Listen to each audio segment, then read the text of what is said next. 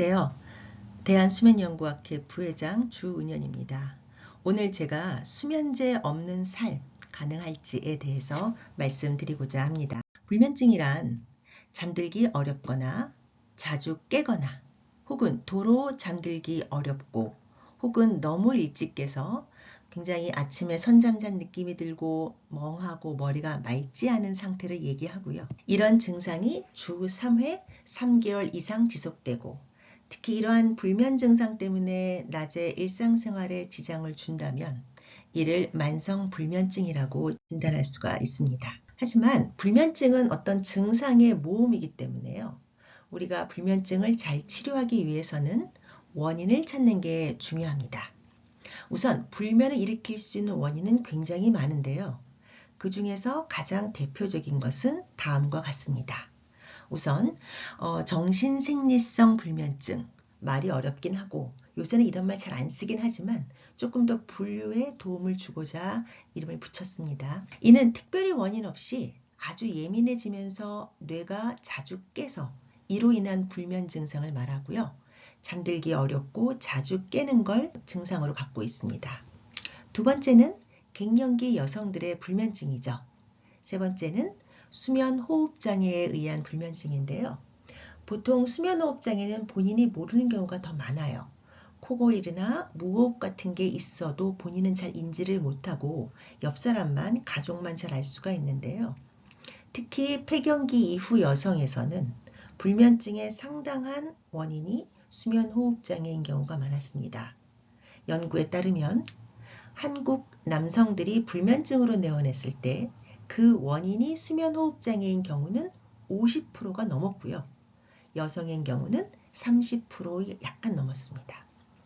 네 번째는 자려고 누우면 다리가 불편해지고 이로 인해 잠들기 어렵고 자다가 깨고 또 다리를 막 떨게 되고 이러한 사지불안 증후군, 주기적 다리 떨림증도 불면증의 주요 원인 중에 하나입니다. 그 외에 기분장애, 우울이나 불안이나 여러 가지 정동장애가 있을 때 또 이를 포함한 모든 정신과 질환들이 당연히 불면증을 야기할 수 있습니다.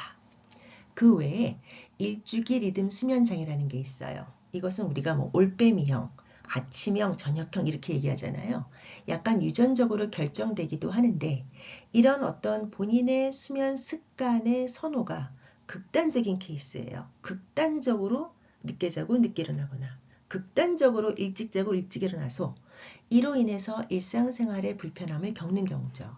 그 외에 불규칙한 수면 습관, 교대 근무, 또 지속적으로 사회적 시차가 발생할 경우, 즉 주말과 주중의 수면 차이가 굉장히 시간 차이가 심해서 이로 인해 월요병이 발생하는 경우, 혹은 불량한 수면 이상, 자기 전에 야식을 한다든가 아니면 술을 너무 많이 먹고 잔다든가 그러면 당연히 불면이 생깁니다. 굉장히 많지요. 근데 여기서 나의 원인이 뭔지를 찾아야만 이에 따라 적절한 치료를 할 수가 있습니다. 정신생리성 불면증의 경우에는요. 보통 저희가 불면증의 인지행동 치료라는 것을 시행합니다. 이게 첫 번째로 할 수 있는 건데요. 어떤 거냐면 이렇게 만성적으로 정신생리성 불면증을 갖고 있으신 분들은 잠에 대해서 과도한 기대가 있거나 잠에 대한 과도한 공포가 있거나 어떤 잠자는 습관에 대한 잘못된 신념이나 믿음이 있거나 그래서 이로 인해 잘못된 행동 갖고 있는 경우가 많습니다. 그래서 이런 거를 치료자가 일일이 다 파악을 하여 고쳐주는 방법이 바로 불면증의 인지행동 치료고요. 그 외에 약물이 필요한 경우도 분명히 있지요.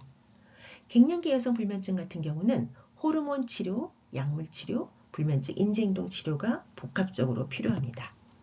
수면호흡장애가 불면증의 원인이라면 다른 어떤 것보다 상기도 양압기라고 하는 코골이와 무호흡을 제거해주는 장비를 쓰고 자는 게 제일 중요한 하지불안 증후군과 주기적 다리 떨림증은 약물 치료가 우선이긴 합니다. 필요시에 따라서 철분 투여를 할 수도 있는데요. 더 중요한 것은 술과 커피는 완전히 하지불안 증후군의 쥐약이에요. 이걸 완전히 중단하고 자기 전에 다리 운동하는 것 이런 것들이 동반되어야만 적절하게 불면증을 해소할 수가 있습니다. 당연히 기분장애 같은 경우는 기분장애에 대한 약물 치료가 필요할 거고요. 사실 불면증의 인지행동 치료는 올바른 수면 습관을 갖게 하는 거기 때문에 사실 모든 원인에 다 적용이 돼야 되는 건 맞습니다. 일주기 리듬 수면 장애는 특별히 자기 전에 멜라토닌, 아침에 밝은 빛 치료를 하는 게 중요하고요.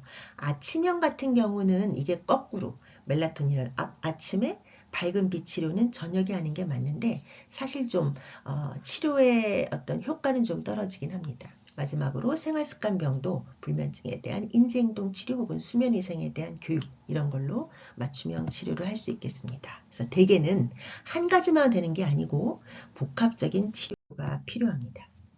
약물 치료에 대해서 간단히 소개를 해드릴게요. 수면제를 먹으면 치매가 걸린다.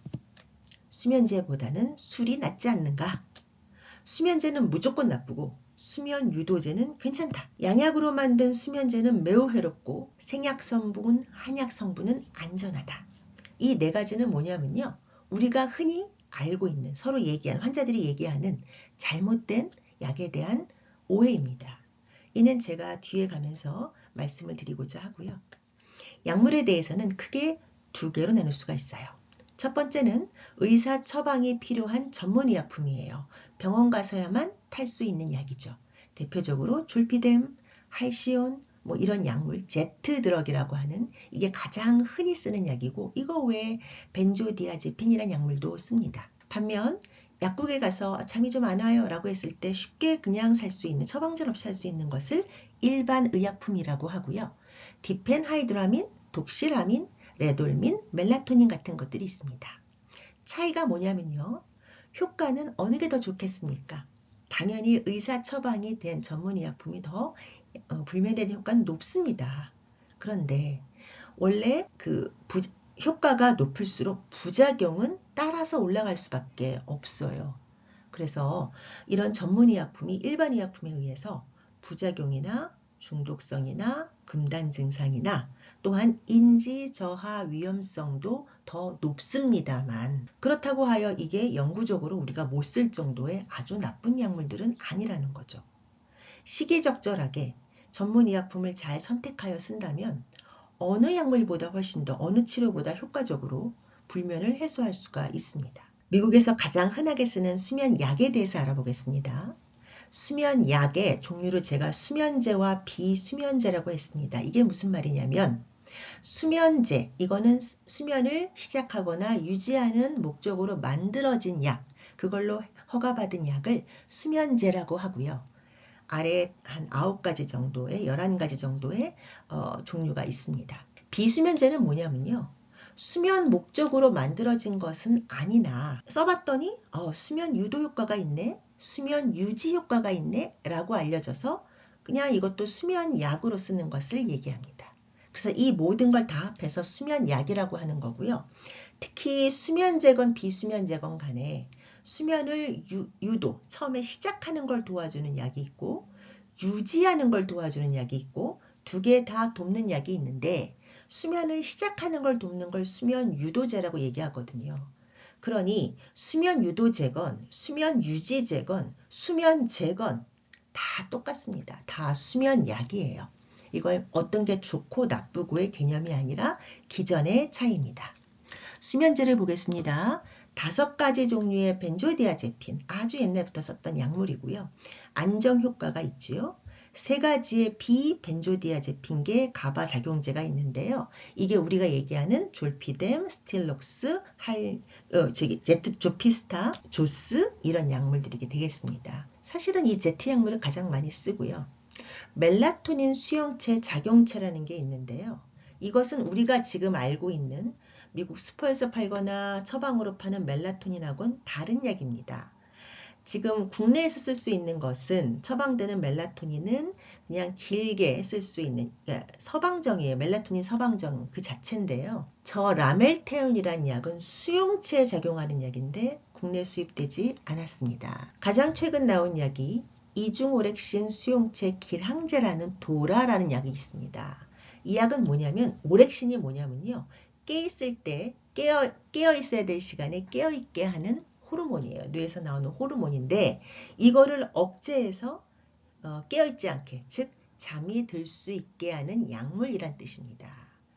종류가 3개가 있는데 국내에 안 들어왔습니다.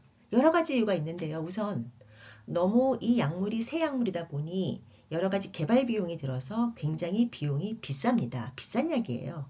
그런데 우리나라는 비싼 약은 못 들어오는 시스템입니다. 그래서 아직 못 들어오고 있고 규제가 좀 많고요. 그래서 수입이 지연돼서 내년, 내후년 모르겠습니다. 언제 들어올 수 있을지.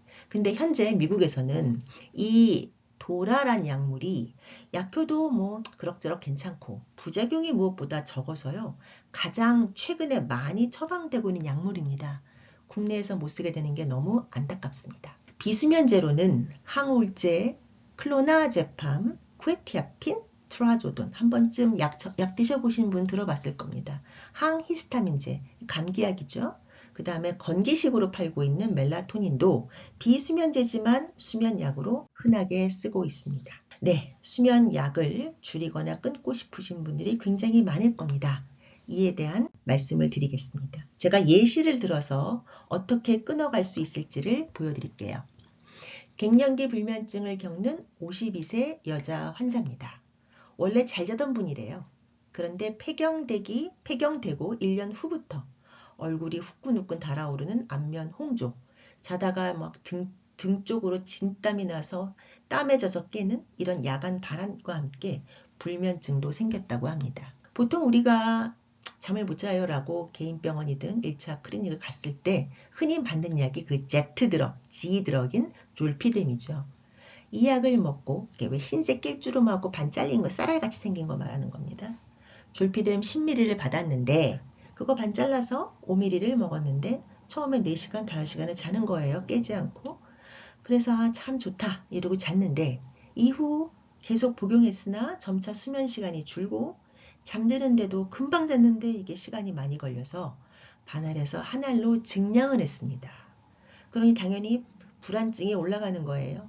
수면제 먹으면 치매 걸린다는데 내가 약에 중독이 되는 게 아닌가 라는 또 걱정이 돼서 이 불안증이 올라가니까 더 잠을 못 자게 되는 상황이 된 거고요. 또 폐경 1년 되면서 이 짜증도 같이 나고 남편과의 갈등이 좀 생기면서 우울, 불안, 무기력까지 생겨서 굉장히 힘들어하고 계신 분이었는데요.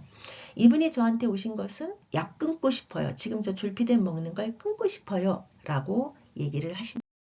그런데 제가 보기에 수진 씨의 문제는 약물이 아닙니다. 졸피뎀을 끊고 안 끊고가 가장 중요한 게 아니라 왜 못 자는가 그리고 약 없이 잘 수 있는 컨디션을 먼저 만드는 게 훨씬 더 중요하다는 것을 말씀드리고 싶어요. 우선 지금 이렇게 여러 가지 문제들이 있는데 갱년기 문제 해결이 안 되고 우울, 불안, 초조, 짜증이 있는데 약만 끊는다고 자겠습니까? 못 잡니다. 그러면 또 약을 찾게 되고요. 졸피뎀의 중독이란 뜻은 우리가 무슨 마약처럼 이런 게 아니고요. 정신적인 갈망을 말합니다. 졸피뎀이 제가 알기론 단언컨대 국내에 나와 있는 모든 수면약 중에 가장 잘 듣습니다. 가장 약효가 세요. 처음부터 졸피뎀을 드셨던 분은요. 다른 약으로 바꾸는 게 너무너무 어렵습니다. 그러니 다른 약을 먹어봅니다. 혹은 안 먹고 자봅니다. 당연히 그날 밤 잠을 못 자요. 그러면 내가 예전에 졸피뎀 먹고 잤을 때 그 느낌, 그것에 대한 갈망, 정신적 갈망이 가장 큽니다. 그래서 이런 경우 무조건 약을 끊겠다고 하는 게 문제가 아니고요. 나는 약 없이 어떻게 하면 잘 수 있는지 나의 현재 상태를 들여다보는 게 더 중요합니다. 우선 수진 씨의 경우는 갱년기 증상이 불면의 첫 시초가 됐던 거죠. 이 증상 호전을 우선적으로 먼저 생각을 해야 합니다. 특별한 어떤 금지 사항이 없다면 여성 호르몬 투여를 저는 강력히 추천드립니다. 혹시 그게 안 되는 케이스도 있어요. 그럴 경우 약물 치료 저는 필요하다고 봅니다. 졸피뎀이 아니고요. 갱년기 증상 완화시키는 약물들은 다양하게 있어요. 그 약물을 먹어서 우선 그 증상을 호전시켜야 잠을 자던지 말던지 합니다. 그게 첫 번째고요. 두 번째는 이런 분들은요. 아침에 일어날 때 아침에 햇빛에 노출되는 시간을 늘리는 게 굉장히 중요한데 졸피뎀을 포함한 다른 수면제를 드시고 주무시면 아침에 굉장히 몸이 무겁고 머리도 무겁고 처지고 무기력해서 오히려 약 때문에 잠은 잔 것 같지만 아침에 제 시간에 일어나서 아침 이른 시간에 햇볕을 보는 게 너무 어렵습니다. 그러나 그거를 깨고 일어나야만 치료가 시작됩니다. 햇빛은요, 집 안에 들어오는 햇빛이 아니고요. 반드시 밖으로 나가세요. 추워도 옷 입고 나가십시오. 선글라스 끼지 말고 모자 쓰지 말고 나가세요. 직접 햇빛을 내 몸으로 받는 게 중요합니다. 그러면 30분 정도 가만히 있어도 좋고 슬쩍 걸어도 좋아요. 그 30분 동안 햇빛이 내 몸을, 내 뇌를, 나의 생체 시계를 깨웁니다. 그럼으로써 그날 밤에 더 잘 잘 수 있게 도와주는 겁니다. 아침에 햇빛 샤워 꼭 강조드리고 싶고요. 세 번째는요. 운동을 하시라는 얘기를 합니다. 너무 식상하죠. 그런데 이 운동이 얼마나 중요한지 모릅니다. 운동은요. 제가 여쭤봐요. 환자분들한테. 무슨 운동하세요? 저 걸어요. 하루에 7,000보 걸어요. 네. 그런 유산소 운동도 좋은데요.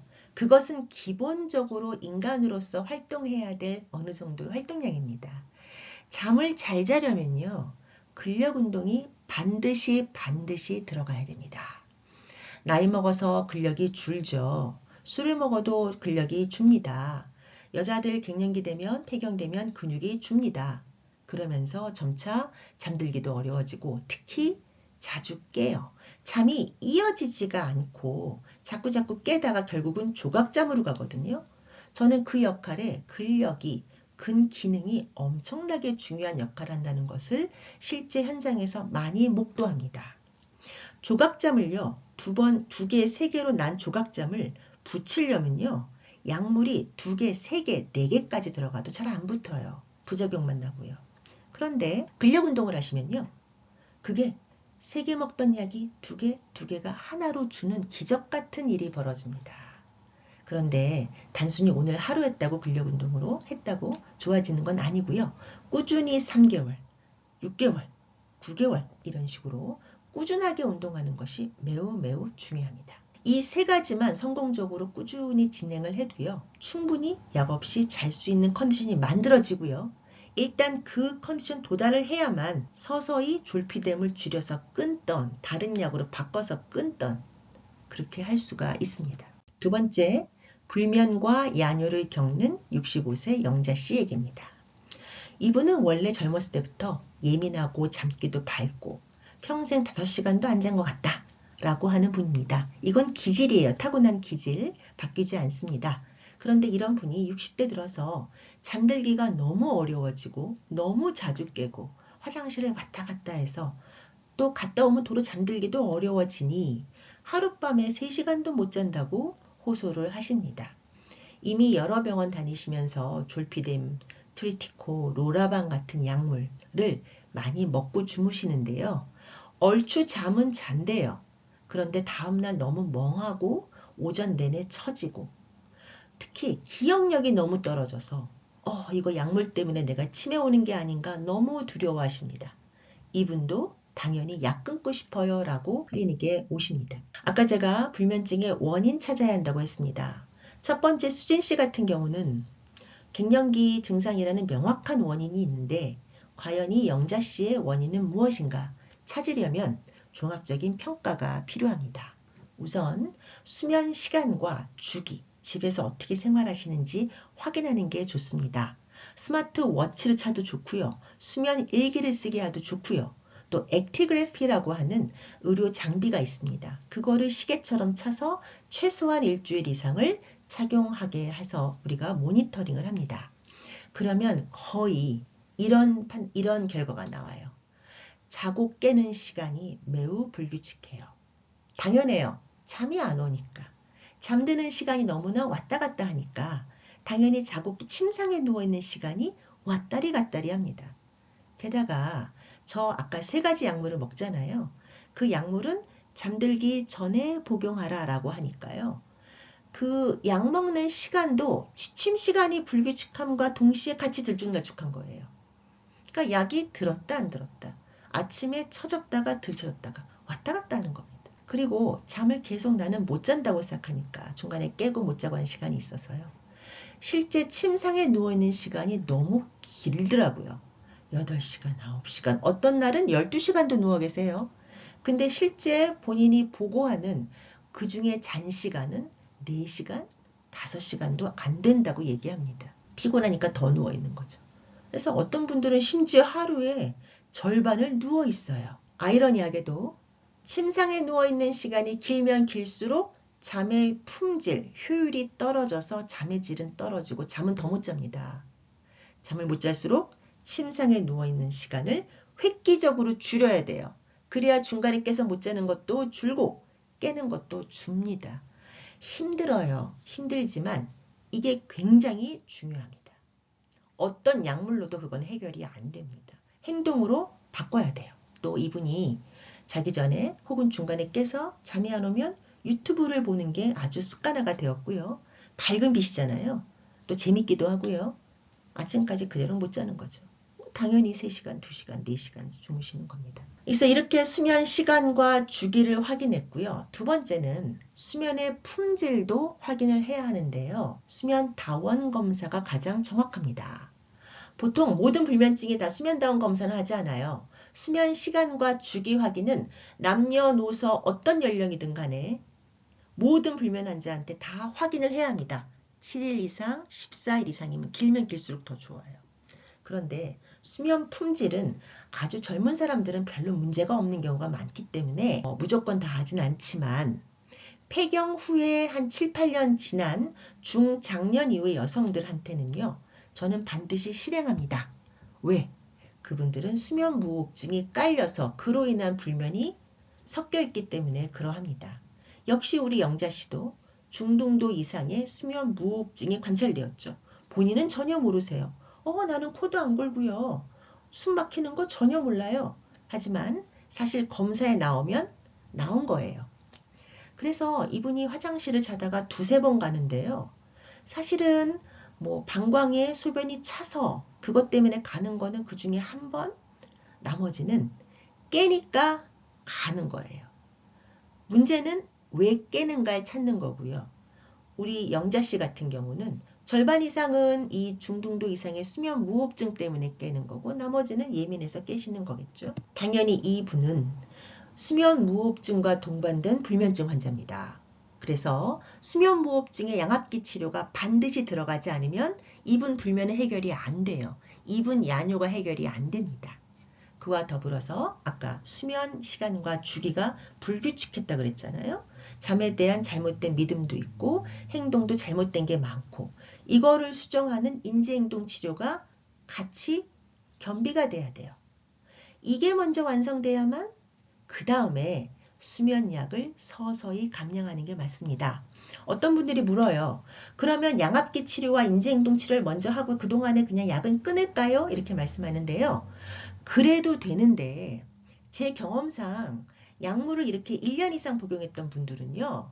양압기 치료와 인지행동 치료가 적응이 될 때까지 그 기간이 사람마다 좀 다른데 그때 약 없이 그냥 하면 양압기도 실패하고 인지행동도 실패하는 경우가 많아서요. 저는 그 3개월이든 6개월인 동안에 그냥 그대로 약 드시면서 양압기 치료에 적응하고 인지행동 치료를 완수합시다. 물론 중간에 약을 조금 감량할 수는 있겠습니다만 무조건 약을 홀딱 끊고 새로운 치료 들어갑시다. 그러면 실패하는 경우가 많기 때문에 저는 우선은 처음부터는 같이 약을 쓰게 하고 완성됐을 때 점차 약을 끊는 것을 권고드립니다. 너무 약 끊으려고 조급한 마음 갖지 마세요. 그러면 더 새로운 치료 적응도 못하고 잠은 계속 안 옵니다. 세 번째는 다리가 불편해서 잠 못 자는 72세 미자 씨입니다. 원래 잘 잤는데요. 50대 들어서 자려고 하면 양 종아리가 불편하고 움직이고 싶고 쭈무르고 싶고 가족들에게 밟아달라고 하고 이것 때문에 잠을 못 들기도 하고요. 또 얼추 자면은 또 다리가 막 후들거리고 떨려서 움찔거려서 깨는 그런 증상을 호소했습니다. 그러다 70대가 들어오면서 거진 매일 이런 증상이 발생해서 잠을 못 자고요. 심지어는 잘 자다가도 쥐가 나서 깨는 경우가 흔하다고 호소합니다. 이분도 개인병원에서 졸피뎀을 먹고 잤어요. 근데 잠은 잤는데 다음날 너무 멍하고 졸려서 졸피뎀 끊고 싶어요? 라고 오셨습니다. 네, 자기 전에 다리가 불편하고 움직이고 싶고 누가 주물렀으면 좋겠고 이건 하지 불안 증후군이죠. 근데 자다가 다리가 움찔거려 깬다. 혹은 본인은 모를 수도 있고 그냥 선잠 잔다라고 느낄 수 있는데 이것은 주기적 다리 떨림증입니다. 약간 다르지만 비슷한 사촌지간이에요. 거의 같이 동반됩니다. 다리가 불편하지만 뇌의 병이에요. 뇌 안에 도파민이라고 하는 신경 전달 물질이 있는데요. 이게 저녁 시간에 일시적으로 기능이 떨어져요. 완전히 없어지면 파킨슨병인데요. 이것은 일주기 리듬이 있어요. 저녁 시간은 확 기능 떨어져서 다리가 불편하다가 아침이 되면 회복이 돼요. 물론 심한 분들은 낮에도 증상이 좀 가만히 있으면 생기긴 하는데요. 대개는 저녁 시간에 혹은 자려고 누우면 발생합니다. 일단 생기면요. 낫는 병은 아니에요. 그래서 평생 가요. 하지만 증상이 변동성이에요. 심하다가 또 몇 년 덜 하다가 뭐 몇 개월 덜 하다가 사람마다 다릅니다만 있다 없다 하는 거예요. 그래서 가능한 한 증상이 경하거나 없는 시기를 늘리려면요. 악화 요인을 제거해야 됩니다. 네, 커피와 술. 아주 쥐약입니다. 커피와 술. 이게 있으면 약에 안 듣고요. 증상은 심해요. 어떤 분들은 특히 남성들은요.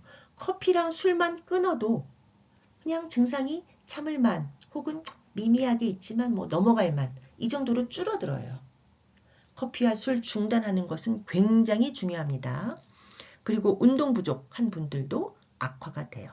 근데 운동을 너무 많이 해도 다리가 더 불편해지고 너무 안 해도 불편합니다. 운동은 개인마다 적정 어떤 분량이 있는 것 같아요. 그걸 좀 찾으시는 게 중요할 것 같고요. 그래서 완화 요인이 저녁 시간에 충분한 다리 운동 해주는 게 중요합니다. 사실 이분들은 알아서 저녁 시간에 안마 의자도 앉고 마사지 기계도 되고 뭐 온갖 걸 다 하세요. 불편하시니까. 하지만 다리의 유산소 운동을 조금 더 저녁 시간에 해준다면 훨씬 더 부드럽게 지나가실 수 있습니다. 생리하는 여성들은요. 생리량이 많든 혹은 철분 흡수가 안 되면 몸 안에 저장 철분이 떨어집니다. 그러면 그때 다리를 더 떨거나 다리가 더 불편해지거든요. 그래서 철분 치료를 하면 훨씬 더 좋아지는데 이게 경구용으로 먹는 것도 있고요. 정맥 주사용도 있습니다. 비용 차이가 좀 있어요. 그렇지만 저는 정맥 내 주사하는 철분 치료를 권고하고요. 그래서 생리하는 여성들은 1년에 한 번씩 피검사를 해서 저장 처리, 그러니까 이분들이 빈혈이 아니에요. 빈혈인 분 많지 않아요. 빈혈은 아닌데도 몸 안에 철분이 떨어지는 거예요. 그런 경우는 반드시 페리틴이라는 걸 검사 주기적으로 해서 철분 치료하시면 도움이 되겠습니다. 이걸로도 안 되면 근본적인 건 약물 치료예요. 약물 치료는 두 가지가 크게 있는데 알파2 델타 리간드 약제 어려운 말인데 이게 보통 뭐 프리가발린, 가바펜틴이라고 하는 약물입니다. 이 약물을 써볼 수 있고요. 뭐 여러 가지 부작용은 있는데 전반적으로는 괜찮습니다. 뭐 살찌거나 소화불량 뭐 이런 게 있습니다. 그 다음에 이런 건 그냥 전반적으로 둔탁하게 그냥 증상이 좋아지는 거고요. 더 샤프하게 증상이 좋아지는 케이스는 사실 도파민 제제예요. 아까 제가 도파민이 일시적으로 부족 혹은 기능 떨어진다 그랬잖아요. 그래서 도파민 제제를 넣어주면은 적은 용량으로도 굉장히 효과적으로 좋아지시는 분들이 있어요. 그런데 도파민 제제를 보통 처방하면 환자들이 오해해요. 약국 가서 파킨슨병이세요? 라고 물어본다고요. 써 있어요. 파킨슨병 치료제 이렇게. 그래서 제가 파킨슨이에요 라고 옵니다. 파킨슨병도 마찬가지로 도파민의 문제는 맞는데요. 도파민이 없어지는 병이에요. 파킨슨은. 그래서 보충을 반드시 해줘야 되는데 하지불안 증후군은 그렇지 않아요. 그래서 하지불안 증후군 혹은 주기적 다리 떨림증이 파킨슨으로 간다는 보장이 없기 때문에 너무 두려워하지 마시고 필요하면 약물을 드시고 불면을 없애서 삶의 질을 올리시기 바랍니다. 이렇게 모든 세 가지 서로 다른 원인을 갖고 있는 불면증 얘기했는데요. 다 똑같이 졸피들을 먹었거든요. 그러니까 즉 수면약, 수면제는요. 이 원인에 대한 치료가 아닙니다. 그냥 당일 잠들게 돕는 약일 뿐이에요. 그래서 이거는 임시방편이고요. 반드시 만성적인 불면증이 왔다면 원인을 찾아서 맞춤형 치료하시는 게 중요하겠습니다. 수면제 없는 삶이 가능할까요? 네. 제가 만든 말이에요. 어떤 말을 쓸까 하다가 숙면 체력을 길렀으면 합니다. 이것은 불면을 예방 혹은 극복할 수 있도록 몸과 뇌를 단련하는 과정을 말합니다. 우선 불면이 오면은 원인을 찾아야 되겠죠. 원인에 대한 치료가 시작이 돼야 되고요. 거기와 함께 유산소 운동과 근력 운동을 시작하셔야 합니다. 그리고 잘못된 습관, 인지를 반드시 고쳐야 되고 수면 환경도 숙면에 맞게 최적화가 돼야 됩니다. 이런 모든 과정을 저는 숙면 체력이라고 명명을 하고요. 수면제는요. 이런 위에 숙면 체력을 확보한 후에 그 완성된 후에 천천히 서서히 줄여서 끊어도 됩니다. 약물 줄이는 과정은요. 의료진의 도움을 받으시는 게 좋아요. 혼자 불안한 마음에 이 약 뺐다가 저 약 뺐다가 그날 밤에 홀딱 못 자고 불안 초조하고 더 못 자고 이 악순환 가지 마시고 약보다는 이 숙면 체력 기르는 데 조금 더 초점을 맞추십시오. 물론 원인 찾고 치료하는 것도 의료진의 도움이 필요합니다. 저희 대한수면연구학회에 소속된 많은 회원분들은 굉장히 다양하고 박식한 수면 지식으로 환자분들을 도와드릴 수 있습니다. 숙면 체력을 기를 수 있도록 도와드릴 터이니 필요하신 분들은 대한수면연구학회 홈페이지에 방문하셔서 해당되는 회원들의 명단 찾아서 근처 병원에서 치료를 잘 받으시기 바랍니다. 수면제 없는 삶 가능합니다. 네, 감사합니다.